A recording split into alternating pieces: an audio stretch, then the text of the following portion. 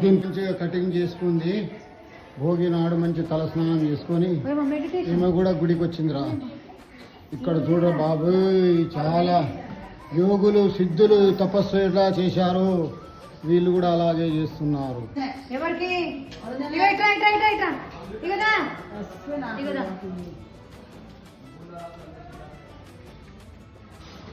అమ్మ కుట్టి బొట్టు పెట్టుకుంటుంది, మంచి తల స్నానం చేసుకుంది. అమ్మ కుట్టి కూడా స్నానం చేయలేదు. అయ్యో